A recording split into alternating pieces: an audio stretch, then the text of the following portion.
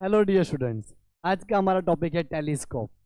हमारी text book में जो टेलीस्कोप दिए हुए हैं वो एस्ट्रोनॉमिकल टेलीस्कोप है, राइट। अगर हम जब अर्थ से बाहर देखते हैं, सेलेस्टियल टेलीस्कोप बोलते हैं उसको, किसी चीज़ को ऑब्जर्व करते हैं, प्लेनेट का ऑब्जर्वेशन लेते हैं, मून को देखते हैं, तो वो हमारा एस्ट्रोनॉमिकल टेलीस्कोप होता है, जिसको सेलेस्टियल टेलीस्कोप भी बोला जाता है।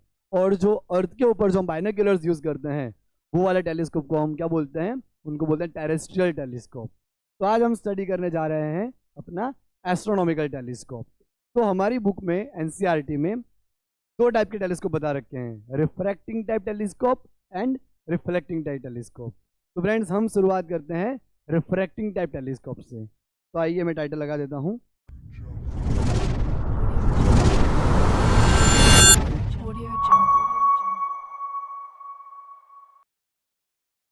Refracting telescope.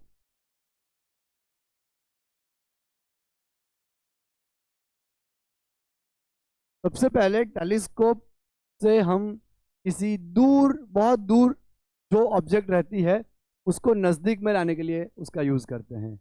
माइक्रोस्कोप का यूज़ हम क्या करेंगे? ऑब्जेक्ट को बड़ी दिखाने के लिए, राइट। ऑब्जेक्ट जो है उसकी इमेज हमें बड़ी दिखेगी, राइट। तो ऑब्जेक्ट को बड़ी करके हमें देखना हो तो माइक्रोस्कोप का यूज़ करेंगे। लेकिन टेलीस्कोप का यूज़ हम क्या करेंगे? नेकेड आई से जो हमें दिखाई दे रहा है उससे काफ़ी दूर दिखाई देगा। क्यों? क्योंकि बॉडी काफ़ी दूर है हमसे। मान लो मून का स्टडी कर रहे हैं तो मून हमसे काफ़ी दूर है, तो टेलीस्कोप का यूज़ करके हम क्या करेंगे कि मून की जो इमेज बनेगी उसको नज़दीक लेके आएंगे, तो हम उसका स्टडी अच्छे से कर पाएंगे। तो ये डिफरेंस आपको पता होना चाहिए फ्रेंड्स, कि टेलीस्कोप क्या करता है और माइक्रोस्कोप क्या करता है, दोनों के यूज़ किस तरह से हम यहाँ पे लेंगे। तो टेलीस्कोप क्या करेगा? जो बहुत दूर बॉडी है उसको नज़दीक लेके आएगा, राइट। फिर यहाँ पे हम क्या करेंगे? उसका स्टडी करेंगे। तो नॉर्मल एडजस्टमेंट में एस्ट्रोनॉमिकल टेलीस्कोप हमारा रिफ्लेक्टिंग टेलीस्कोप किस तरह से बिहेव करता है उसका हम यहाँ पे फॉर्मूला निकालेंगे। तो सबसे पहले हम डायग्राम ड्रॉ करेंगे फ्रेंड्स। रिफ्रैक्टिंग टाइप टेलीस्कोप में हम दो लेंस यूज़ करेंगे।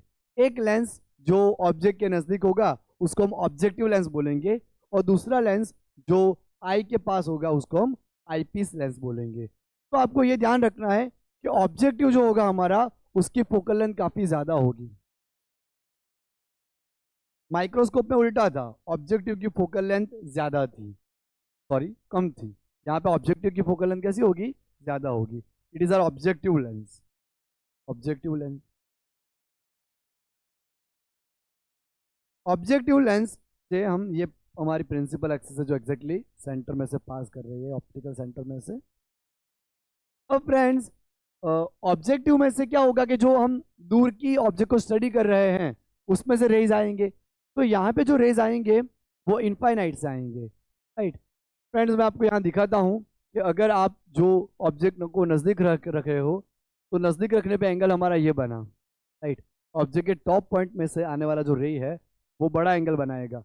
लेकिन अगर मैं इसी ऑब्जेक्ट को दूर ले लेता हूँ तब देखो एंगल छोटा बनेगा, और अगर हम ऑब्जेक्ट को दूर रखेंगे तो एंगल और भी छोटा बनेगा। इसका मतलब यहाँ पे ऑब्जेक्ट हमारी काफ़ी दूर है, तो प्रिंसिपल एक्सिस के साथ जो एंगल बनने वाला है अल्फा, वो काफ़ी छोटा एंगल बनेगा। इसका मतलब आगे जाके इसी थियोरी में हम tan alpha is equal to alpha ले लेंगे, बिकॉज एंगल काफ़ी छोटा बन रहा है हमारी ऑब्जेक्ट के पास, राइट। तो ये मैंने आपको यहाँ पे बताया कि किस तरह से एंगल हमारा छोटा बनता जाएगा। अब आप देखिए कि इनफाइनाइट से हमारे रेज आ रहे हैं, उसमें से एक रेज हम ये ऑप्टिकल सेंटर में से पास होने वाला ले लेते हैं। यहाँ पे हमारा ऑप्टिकल सेंटर है, राइट। पैरेलल रेज आएंगे और दूसरा रे हमारा इस तरह से आएगा, यहाँ पे भी रेज होगा। इस तरह से जितने भी पैरेलल रेज आएंगे वो प्रिंसिपल एक्सिस के साथ छोटा सा अल्फा एंगल बना रहे होंगे, राइट। तो ये हमारे सारे पैरेलल रेज हैं, ओके। अब फ्रेंड्स एक पैरेलल रेज हमारा क्या हुआ कि ऑप्टिकल सेंटर में से पास होता हुआ आगे बढ़ा, राइट। और दूसरा जो हमारा यहाँ पे रे होगा वो यहाँ से रिफ्रैक्ट करेगा, और दोनों रे यहाँ पे मिलेंगे कहाँ पे? फोकस के ऊपर। हमें पता है कि ये जो रे आएगा वो रिफ्रैक्ट करके फोकस के ऊपर यहाँ पे हमें इमेज देगा, राइट। क्योंकि रेज काफ़ी दूर से आ रहे हैं तो ये रेज हमारे पैरेलल होंगे, तो पैरेलल रे कहाँ फोकस करेंगे? फोकस के ऊपर। तो ये हमारा फोकस, हम इसको एफ मान लेते हैं। और ये हमें इमेज देगा, inverted image A dash B dash. यहाँ पे हमें इमेज मिलेगी ए डैश बी डैश, राइट। और इसकी जो हाइट है उसको मान लेते हैं एच। अब फ्रेंड्स ये फोकस है और ये हमारा लेंस है ऑब्जेक्टिव।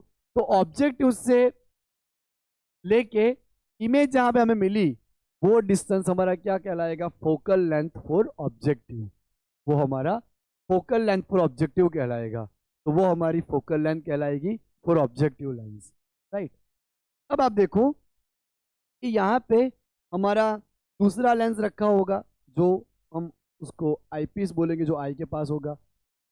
इसकी फोकल लेंथ छोटी होगी इसकी कंपैरिजन में। तो आपको ये ध्यान रखना है कि टेलीस्कोप में ऑब्जेक्टिव की फोकल लेंथ बड़ी होती है, काफ़ी बड़ी होती है। मान लो इसकी 100 सेंटीमीटर है तो इसकी 1-2 सेंटीमीटर के आसपास हम रखेंगे ताकि हमें और ज़्यादा से ज़्यादा मैग्नीफिकेशन मिल पाए। फ्रेंड्स दूसरी एक बात आपको ध्यान रखनी है कि हो सके उतना आपको ऑब्जेक्टिव लेंस बड़ा लेना है, क्योंकि जितना आप ऑब्जेक्टिव लेंस बड़ा लोगे उतनी ज़्यादा रेज उसमें से पास करेगी, उतनी ज़्यादा रे यहाँ पे फोकस करेगी। तो हमें फोकल प्लेन पे, ये हमारा फोकल प्लेन है, यहाँ पे फोकल प्लेन पे जो हमें इमेज मिलेगी वो इमेज हमें एकदम क्लियर मिलेगी और बड़ी इमेज मिलेगी। जितना आप लेंस का डायमीटर ज़्यादा रखोगे उतनी लाइट गैदरिंग पावर उसकी ज़्यादा होगी, ज़्यादा लाइट गैदर कर पाएगा। तो हमें इमेज भी एकदम क्लियर मिलेगी और बड़ी इमेज मिलेगी। और हो सके उतना ये लेंस हमें क्या करना है, छोटा लेना है, छोटी फोकल लेंथ वाला लेना है। ये हमारे आई के पास है तो इसको हम बोलेंगे आई पीस, आई पीस लेंस। तो ये हमारा आई पीस लेंस होगा, ठीक। और ये दोनों रे हमारी यहाँ पे इस तरह से, यहाँ पे इस तरह से हमें मिलेगी दोनों रेज। इस रेज को हम वापस ड्रॉ करते हैं यहाँ से इस तरह से, और इस रेज को हम यहाँ से इस तरह से, राइट। फ्रेंड्स ये वाली जो रेज होगी सारी यहाँ इस तरह से फोकस करेगी, हमारी इमेज के लोअर पॉइंट से पास करेगी इस तरह से ऑप्टिकल सेंटर में। ये वाला जो लेंस होगा उसके ऑप्टिकल सेंटर से पास करेगी। तो यहाँ से हम देख रहे हैं इस तरफ हमारी आईज है, ये हमारी आईज है, यहाँ से हम देख रहे हैं। तो आईज के पास बन रहा है हमारा बीटा एंगल, राइट। अगर यहाँ बीटा बना, अगर यहाँ हमारा बीटा एंगल बनेगा तो यहाँ पे भी हमारा बीटा एंगल बनेगा, ये वाला, राइट। और क्योंकि ये हमारा आईपीस लेंस है, यहाँ हमारी फोकल लेंथ रहेगी एफ ई। आईपीस की फोकल लेंथ कितनी रहती है, एफ ई। और ऑब्जेक्टिव की फोकल लेंथ हमारी रहेगी एफ ओ। फ्रेंड्स यहाँ पे मैंने आपको बताया कि जो रेज आ रहे हैं वो काफ़ी छोटा एंगल फॉर्म करेंगे अल्फा, राइट। रेज हमारे जो है वो प्रिंसिपल एक्सिस के साथ काफ़ी छोटा एंगल फॉर्म करेंगे। अब आपको पता है अगर ये एंगल अल्फा है तो ये एंगल भी हमारा कौन सा रहेगा, अल्फा ही रहेगा। ये एंगल अल्फा है तो ये भी एंगल अल्फा रहेगा जो कि काफ़ी छोटा होगा। और ये सारी जो रेज एंटर करेगी वो यहाँ बीटा फॉर्म करेगा, राइट। और ये वाला भी आप ले सकते हो, यहाँ भी आप बीटा फॉर्म करा सकते हो, राइट। तो इस तरह से हमें मिलेगा। अगर यहाँ पे आप बीटा फॉर्म कराते हो, राइट, यहाँ पे ये वाला, तो ये इतनी यहाँ पे हमें इमेज डिस्टेंस मिल जाएगा। तो वो ट्रायंगल भी आप यहाँ पे चूज कर सकते हो। यहाँ पे हमने ऑप्टिकल सेंटर को ओ माना हुआ है, यहाँ पे हम ई मान लेते हैं, ई, राइट। आईपीस का ऑप्टिकल सेंटर यहाँ पे ई है। अब फ्रेंड्स हमें जो फाइनल इमेज मिलेगी वो कहीं बहुत ही दूर मिलेगी, क्योंकि ये रेज अप्रोक्सीमेटली पैरेलल जा रहे हैं तो काफ़ी दूर ये इमेज फॉर्म करेगी, राइट। तो इमेज हमारा जो एक्चुअल ऑब्जेक्ट है जैसे कि मून, उससे तो काफ़ी छोटी होगी, राइट। यहाँ पे भी हमें जो इमेज मिल रही है वो डिमिनाइज्ड होगी, बहुत ही छोटी होगी, राइट। लेकिन पैरेलल रेज आ रहे हैं, यहाँ पे पैरेलल रेज आ रहे हैं। तो पैरेलल रेज कैसे देते हैं, एकदम डिमिनाइज ऑब्जेक्ट का जो इमेज हो एकदम डिमिनाइज देते हैं, छोटा सा देते हैं, राइट। लेकिन नेकेड आई से जो दिख रहा होगा उससे बड़ा होगा। अब ये जो इमेज है उसके पास हमने एक और लेंस लगा दिया है आईपीस। तो आईपीस क्या करेगा, ये जो इमेज मिल रही है उसका काफ़ी बड़ा इमेज हमें इस तरफ मिलेगा। ये जो हमारा छोटा सा इमेज हमें मिल रहा है यहाँ पे, उसका जो लेंस है वो काफ़ी बड़ा इमेज हमें यहाँ पे दिखाएगा, राइट। तो नॉर्मल एडजस्टमेंट में हमें इस तरह से इमेज मिलेगा, ओके। अब फ्रेंड्स हम यहाँ पे क्या करते हैं, इसका फॉर्मूला डिराइव करते हैं। ये हमारा यहाँ पे फोकस कर रहे हैं रेज, राइट। यहाँ पे हमारा फोकस पॉइंट है और ये भी हमारा रेज इस तरफ आया, तो यहाँ पे हमें इमेज मिला। ये जो इमेज है ये इसके लिए एज अ ऑब्जेक्ट बिहेव करेगा और फाइनल इमेज हमें कहीं पे इस तरफ मिलेगा। तो फ्रेंड्स यहाँ पे एंगुलर मैग्निफिकेशन लेते हैं। एंगुलर मैग्निफिकेशन का हमारा फॉर्मूला आएगा angle subtended of image near eye or at eye divide by angle subtended of object at objective, या फिर तो यहाँ पे हमारा एंगल बना बीटा और यहाँ पे हमारा एंगल बना अल्फा, दोनों का रेशियो हमारा क्या कहलाएगा, एंगुलर मैग्निफिकेशन कहलाएगा। और इसको हम यहाँ पे इक्वेशन नंबर 1 बोल देते हैं, ये हमारा एंगुलर मैग्निफिकेशन है, और इसको हमने यहाँ पे बोल दिया इक्वेशन नंबर 1। अब हम यहाँ पे क्या करेंगे फ्रेंड्स कि ट्राइंगल लेते हैं दो वाले। पहले ट्राइंगल लेते हैं हम O A dash B dash. From diagram, from triangle A dash B dash O, तो triangle A dash B dash O के पास जो अल्फा एंगल बन रहा है वो ट्राइंगल में लेते हैं tan alpha, that is equal to opposite side हमारे क्या है ए डैश बी डैश, तो उसकी हाइट अपनी क्या है h, तो वो इमेज की हाइट अपनी h है, अपॉन एडजेसेंट साइड, तो एडजेसेंट साइड ओ एफ, तो वो क्या कहलाएगी हमारी F O, focal length of objective, वो हमारा ऑब्जेक्ट है, ऑब्जेक्ट के पास रखा हुआ है सॉरी ऑब्जेक्टिव, तो वो हमारा एफ ओ फोकल लेंथ कहलाएगा, राइट।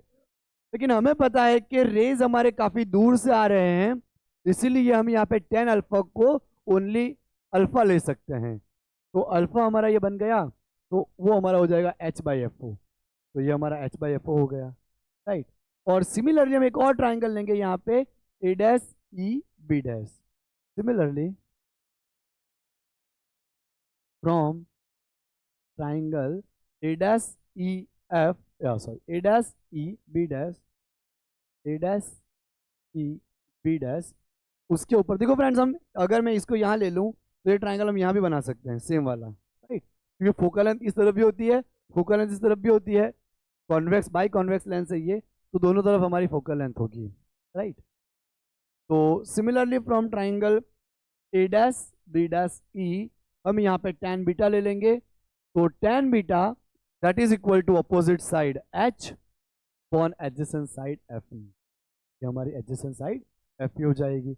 अब ये भी एंगल हमारा बहुत छोटा बन रहा होगा, तो छोटे एंगल के लिए हम यहाँ पे क्या करेंगे, here tan beta near equal to beta, तो बीटा हमें मिल जाएगा h upon F E, h upon F ई।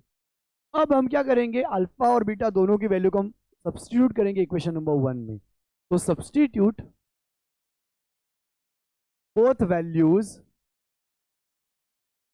इन इक्वेशन 1, तो यहाँ पे m is equal to beta की वैल्यू में मिल रही है h by F E whole divide by alpha की वैल्यू मिल रही है h by F O, h हमारा कैंसिल हो जाएगा, तो एफ ओ ऊपर एफ ई नीचे, तो हमें मिल जाएगा F O by F E, तो यहाँ पे मैग्निफिकेशन हमें मिल गया F O by F E.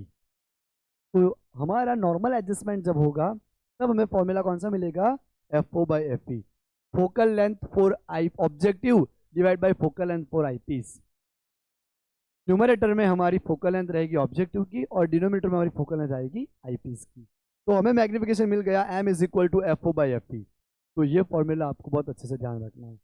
अब फ्रेंड्स ये दो लेंस के बीच का जो डिस्टेंस है उसको बोलेंगे यहाँ पे ट्यूब लेंथ, तो ट्यूब लेंथ हमारा डिस्टेंस क्या आएगा, tube length that is L is equal to F O plus F E, दोनों फोकल लेंथ का एडिशन, यहाँ से यहाँ हमारे लेंस के बीच जो डिस्टेंस है वो क्या रहेगा, एफ ओ और एफ ई का एडिशन, तो L हमें मिल जाएगा F O plus F E, right. L tube length हमें क्या मिल जाएगा, F O plus F E, focal length for objective plus focal length for eyepiece, वो हमारा ट्यूब लेंथ हो जाएगा। तो यहाँ पे दो फॉर्मूला काफ़ी इंपॉर्टेंट याद रखने वाले, एक तो हमारा magnification F O by F E और दूसरा हमारा L is equal to F O plus F E. हमने यहाँ नॉर्मल एडजस्टमेंट वाला केस ही डिस्कस करा है जो हमारी एनसीईआरटी में है, राइट। तो ये दोनों फॉर्मूला आपको अच्छे से ध्यान रखने हैं। अब फ्रेंड्स ये जो टेलीस्कोप है अपना रिफ्रैक्टिंग टेलीस्कोप, इसमें एक दिक्कत आती है, हमने यहाँ पे देखा कि जितना हम यहाँ पे बड़ा लेंस लें उतना बेटर है, लेकिन बड़ा लेंस लेने से और दिक्कत आती है। हमारा जो टेलीस्कोप का जो पाइप रहता है, हमारा टेलीस्कोप का जो पाइप रहता है उसमें अगर हम इस लेंस को यहाँ पे एडजस्ट करें, उसको यहाँ पे हम सपोर्ट दें, तो एज आपने देखा होगा लेबोरेटरी में कॉन्वेक्स लेंस, एज के पास से काफी पतला होता है, राइट। तो उसकी किनारी रहती है एज, एज के पास वो काफी पतला होता है और बीच से पूरा बल्ज रहता है, फूला हुआ रहता है, राइट। तो अब यहाँ पे जितना बड़ा लेंस बनाओगे उतना उसको सपोर्ट देना मुश्किल रहेगा, क्योंकि उसको सेंटर से एमजी लग रहा होगा, राइट। तो गिरने के चांस ज्यादा रहते हैं उसके, क्योंकि उसको हम पीछे से सपोर्ट दे नहीं सकते। अगर पीछे से सपोर्ट देना चाहेंगे तो रे हमारी ब्लॉक हो जाएगी, राइट। सपोर्ट बीच में आ जाएगा और रे हमारी ब्लॉक हो जाएगी, तो हमें इमेज नहीं मिल पाएगी। इसी वजह से ये पहला प्रॉब्लम आता है कि सपोर्ट देने में दिक्कत आती है, हम इसको सपोर्ट नहीं दे पाते, राइट। और सपोर्ट नहीं देना हो तो छोटा लेंस बनाना पड़ता है, ओके। और हम ये चाहते हैं कि मैग्निफिकेशन बड़ा करने के लिए हमारा लेंस कैसा हो, बड़ा हो, राइट। तो पहला प्रॉब्लम ये आता है कि सपोर्ट का प्रॉब्लम आता है यहाँ पे। सेकेंड प्रॉब्लम आता है क्रोमेटिक एब्रेशन। अब क्रोमेटिक एब्रेशन क्या है फ्रेंड्स, जो हमारा लेंस होता है उसमें से व्हाइट लाइट जब पास करती है तो डिफरेंट डिफरेंट कलर यहाँ पे डिफरेंट डिफरेंट जगह फोकस करते हैं, आउटलाइन चले जाते हैं, राइट। डिफरेंट डिफरेंट जगह फोकस करते हैं। तो ऐसा प्रॉब्लम ना आए इसके लिए हमें मैकेनिकली उसको थोड़ा बैलेंस करना पड़ता है, राइट। क्रोमेटिक एब्रेशन ना हो इसलिए हम यहाँ पे क्या करेंगे कि रिफ्लेक्टिंग टाइप टेलीस्कोप यूज करते हैं। ये दोनों प्रॉब्लम आती है। पहला प्रॉब्लम हमारा यह आया कि यहाँ पे सपोर्ट का प्रॉब्लम आया, सपोर्ट हम प्रॉपरली दे नहीं सकते, एज के पास से लेंस हमारा टूटने का डर रहता है, राइट। और दूसरा कि क्रोमेटिक एब्रेशन होने से हमें इमेज प्रॉपरली नहीं दिखाई पड़ती, राइट। इमेज हमें क्लियरली नहीं दिखाई पड़ेगी क्रोमेटिक एब्रेशन होने से, राइट। और क्रोमेटिक एब्रेशन दूर करने का जो फिनोमिना है वो काफ़ी एक्सपेंसिव भी है। तो हम क्या करेंगे कि इससे बेटर है कि हम यहाँ पे यूज़ कर लेंगे दूसरा टेलीस्कोप, राइट, जिसको पहले न्यूटन ने बनाया था, लेकिन न्यूटन ने प्लेन मिरर यूज़ करा था। फिर कैसेग्रेन टेलीस्कोप में उन्होंने कॉन्वेक्स मिरर यूज़ करा था सेकेंडरी, तो वो हम यहाँ पे पढ़ेंगे। तो अब हम यहाँ पे करने जा रहे हैं रिफ्लेक्टिंग टेलीस्कोप, राइट। तो वो मॉडर्न टेलीस्कोप कहलाता है, उसमें बेटर तरीके से हम इमेज को यहाँ पे निकाल सकते हैं। तो आइए मैं इसको मिटा देता हूँ और हम करते हैं रिफ्लेक्टिंग टेलीस्कोप। फ्रेंड्स अब हम यहाँ पे करते हैं रिफ्लेक्टिंग टेलीस्कोप, मतलब कि कैसेग्रेन टेलीस्कोप। साइंटिस्ट जिनका नेम कैसेग्रेन था उन्होंने इसको डिस्कवर करा था, तो उनके ऑनर में इसको बोला गया है कैसेग्रेन टेलीस्कोप। कैसेग्रेन टेलीस्कोप, या हम बोलेंगे उसको reflecting type telescope, reflecting telescope.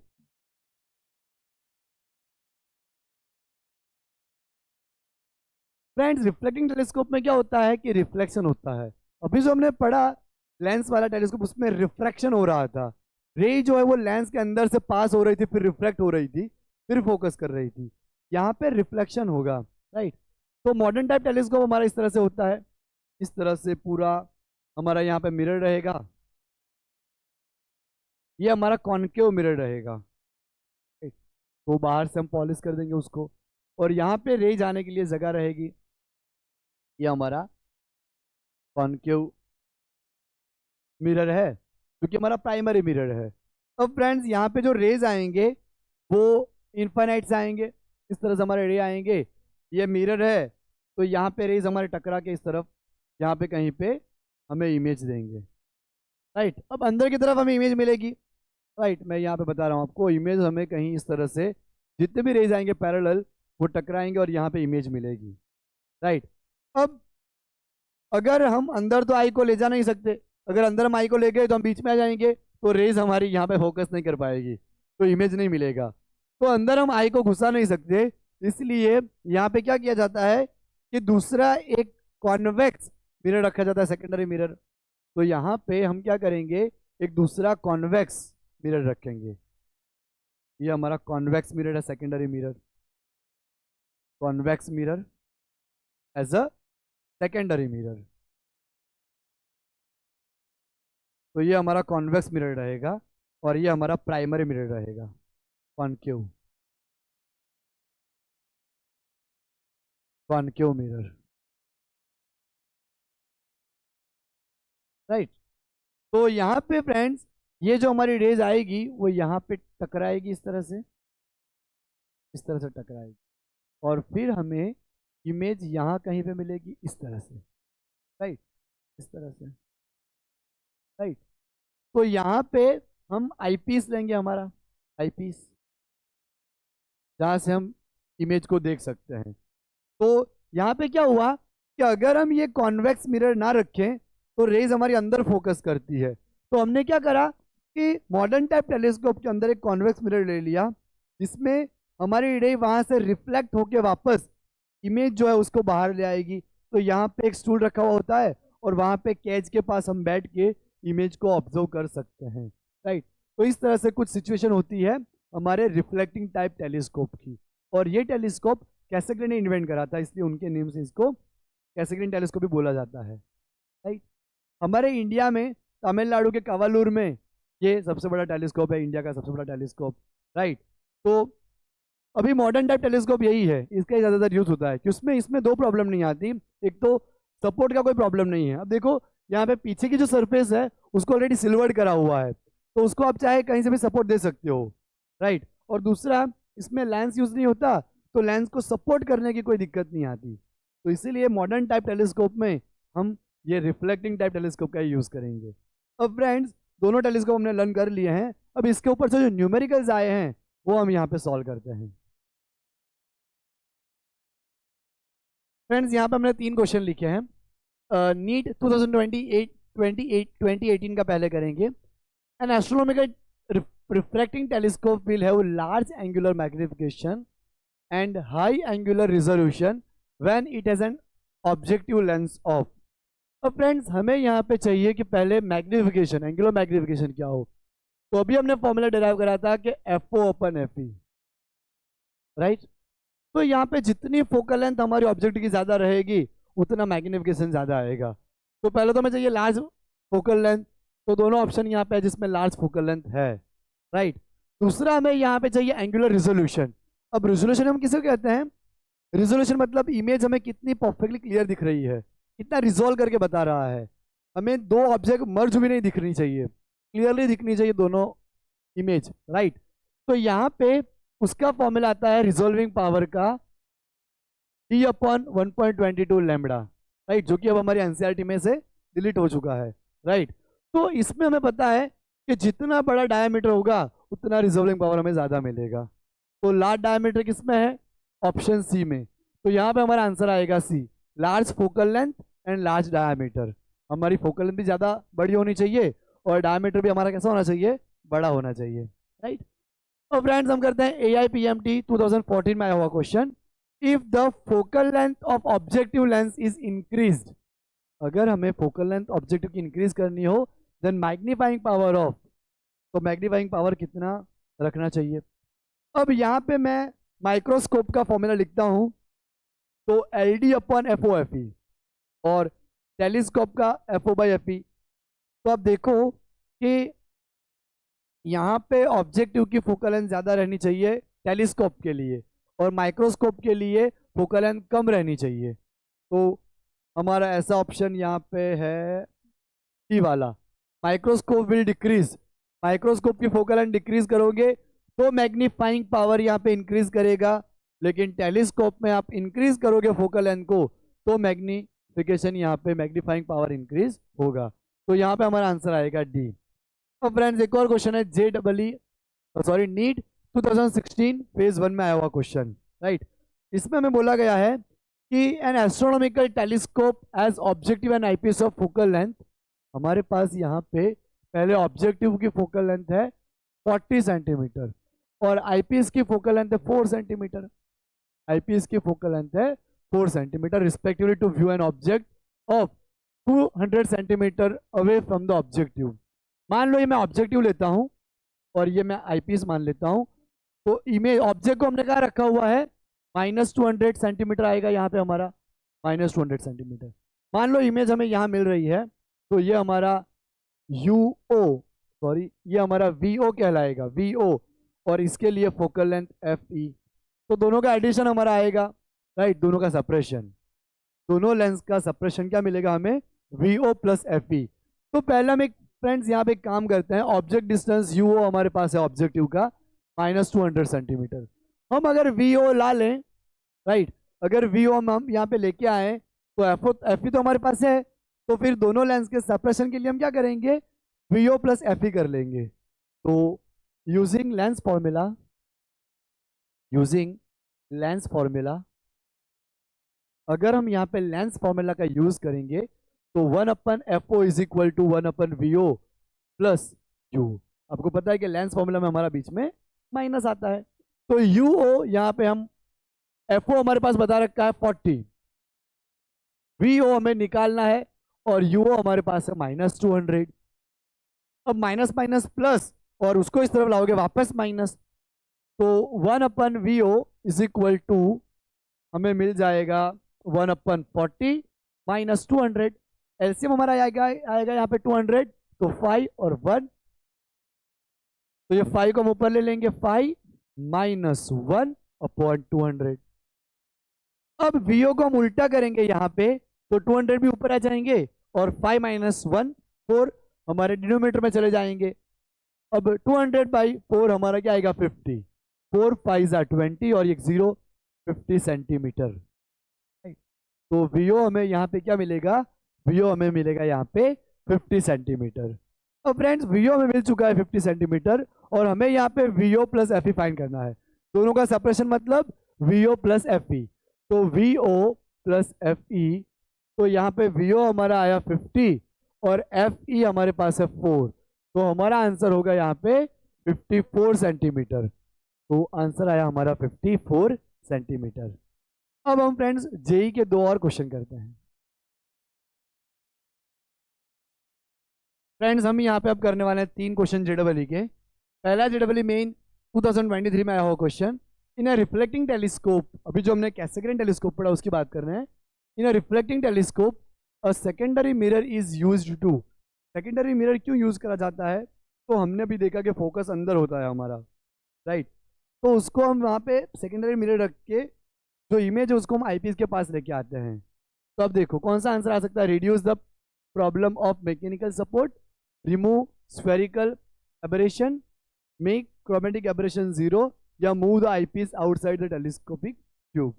तो हम चाहते हैं कि हमें इमेज जो उसकी बाहर दिखे, तो हम आईपीस को कहाँ लेके आ जाते हैं, आउटसाइड, राइट, तो हमारा आंसर क्या आएगा, move the eyepiece outside the telescopic tube, right.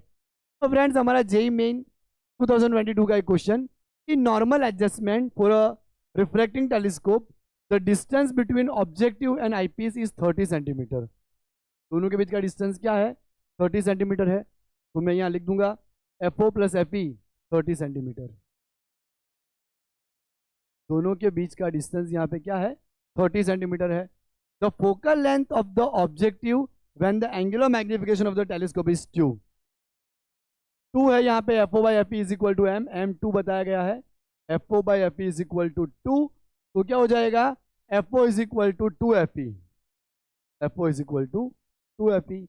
अगर हम इसको यहाँ पे रख दें, FO की जगह पे 2FE plus FE is equal to 30, 3FE is equal to 30, तो FE हमारा कितना आएगा 10, 10 हम यहाँ रख दें तो FO में मिल जाएगा 2 × 10, यानी कि FO में मिलेगा 20 सेंटीमीटर। तो आंसर हमारा क्या आएगा 20 सेंटीमीटर। फ्रेंड्स ऐसा ही क्वेश्चन मेंस 2020 में पूछा गया है, राइट, तो ये क्वेश्चन आपको होमवर्क में खुद से सॉल्व करना है। The magnifying power of a telescope with tube 60 centimetre is 5, magnification 5 बता रखा है, what is the focal length of its eyepiece, right, आपको यहाँ आईपीस की फोकल लेंथ पता करनी है, तो आंसर आप कमेंट बॉक्स में कमेंट करिएगा, राइट। और यहाँ पे हमारा पूरा रे ऑप्टिक्स खत्म होता है। आपको बहुत ही पॉजिटिव माइंडसेट के साथ पूरी पढ़ाई करनी है और आगे के आगे आपको लेक्चर देख के यहाँ पे पूरा सिलेबस खत्म करना है। तो फ्रेंड्स मिलते हैं हम नए चैप्टर में, बाय एवरीवन।